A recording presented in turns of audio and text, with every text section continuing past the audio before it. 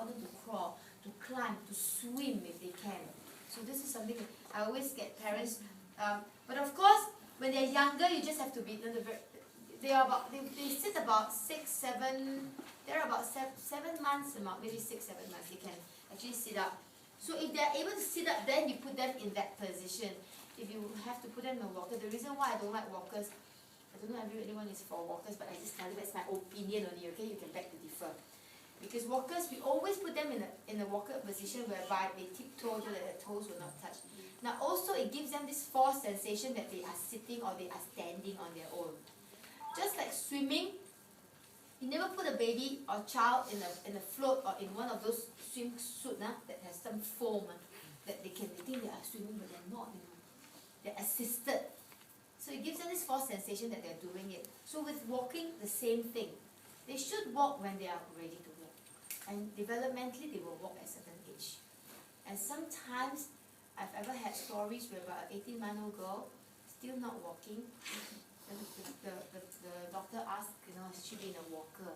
And because with that walker, sometimes you see everything is assisted. They do not know how much energy, how much strength. It's just like getting a child to drink from a cup of water. A lot of parents like to help them.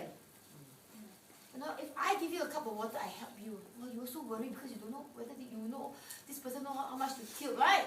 But only you yourself know how much to tilt. And that's very important. How much to tilt, what angle, and how much can my mouth take, how much water, only you know. And the same it's the same strategy, the same concept behind it. So, okay? My personal experience was that during my first son, everything very gaira. Yeah, of course. Yeah, so it's I have 3 different walkers. Then Really? one at my mom, and my grandma, and my mother. Yes. Then it's like, then he started to walk at a very late age, like I think nearly 2 years. Then for my second son, when I studied your course, then I didn't know walker at all. Then very fast, 8 months, then can walk and run. Wow. So, yeah, on the tummy time a lot, you do a lot of tummy time. The first one, he skipped crawling. He straight away he walked because we put him in a walker. Then the second one, there's a you see the progression, right? Actually, it's no good to skip crawling.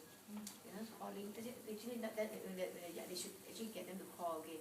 You never should skip any stage. Some parents say, what? No need to crawl, no you can walk. But some parents will tell me, I toddler trained at 6 months. I know, I'm not kidding you, okay? The parents toddler trained at 6 months. I said, very good for you, Lord, you saved your diapers. But what she did was just conditioning. You're all done your early childhood modules, and it's just conditioning. It's not what the brain sorry, I have a baby in my center who is already 10 months. She hates to be put onto the floor. She wants to be put sitting down or standing up. And she doesn't know how to crawl. He doesn't want to crawl. He doesn't want to turn to her stomach even though she wants to. So how do you make that child? But the baby sit up, right? Unassisted. You put her sitting up, yeah. She can sit up unassisted. But she doesn't know how to push herself to because she doesn't have the experience of the tummy.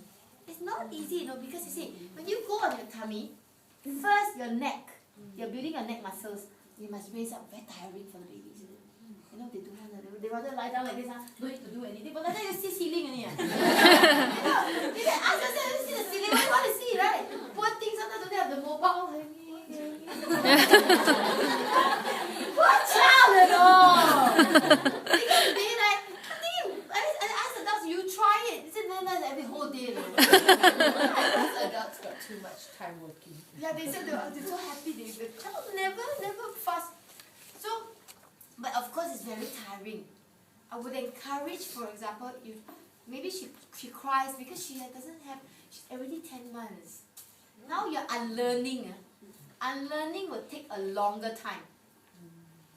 Maybe for a child to, let's say, go on tummy time when they're about 4 months. The moment their neck is a little bit stronger, you put them on the tummy time for just a couple of minutes, and then you just turn them around. After a while, in fact, they will turn you away. If she doesn't have that experience and she doesn't like it, you're going to unlearn it. It's a lot longer. It will take double time, or even triple. Because now you're unlearning a behavior. So I would say you try and entice her, entice her with things that she likes. And you put her down, and then you also go down with her, and then, you see from her angle, what can she see? Because teachers have to do that. You cannot just, as I said, you can't ask a child to jump when you're not jumping. Then some teachers, jump, everybody jump. I'm like, what is this teacher doing? All fall down, okay, fall down. Then you go fall down. Then you fall down and you fall down with them. It's very important that you do things at their level. So you try. I don't have all the answers. A lot of times I'm still testing it out. It may work on one child, it may not work on another. There may be some issues with this particular child. I also don't know, because there are a lot of every child is different. That's why working in this profession is very interesting, because you try different strategies. So what you need to do is, if you can, try and get her, because if she's sitting up, putting her on standing position actually is very bad. If she's not able to assume this role on her own, she said after a while she waddles, it means her spine is not strong. When the spine is not strong, you put her in a standing position, it's going to worsen the spine, the pressure on their feet, because their legs may not be that strong also. So I would not recommend. I would say always tummy time. They say they don't like it, I say just give it for 10 seconds. Okay, then turn. So you start gradual. You just do 10 seconds, maybe 5 seconds.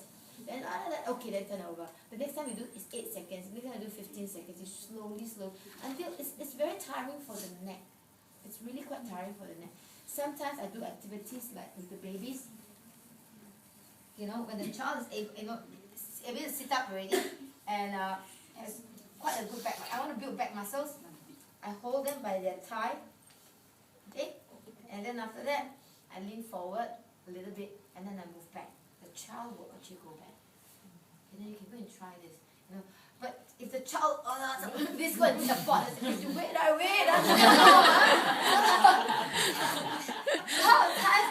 can't tell, because I don't like milestones. Okay, I don't like milestones, because milestones sometimes restrict people. I always think that it's a continuum. There are certain stages that they have meet, but to me, you can't go by age. You will meet this as you go along. A child may walk as young as 8 months, a child may walk at 12 months, a child may walk at 15 months. They will walk. Okay? But of course, if they don't walk at 2.5 or 2, you start to worry also. So there is a certain, that will help you, the benchmark will help you a little bit. But within it, doesn't really matter. They will progress. So I would say try and put. Now, it's very important for you to share with me what's your experience in your center. That makes the whole cohort different. Like one of you have come for my class before. It's a bit different already, right? Because every time I conduct a class, people say, but I've come for your class before. I say, can, but every time is different, because between the last time and now, I would have gained some experience, some more experience, right? I've learned new songs, and now I will share again. And that's what's important, because teaching is, they come for classes like this, when I teach, it's never ending. Learning is never ending at any age. My husband always say, why always go and learn? I said, but there's so much to learn, no end. So I would say for this particular, but it's important for you to share information. So when you share, someone else say, I had this encounter also. So that's how it makes the entire cohort, this class, unique with the others, because of the sharing of information like this. Okay, that's all I can help you at this point, to slowly try. Okay, steady beat, that's why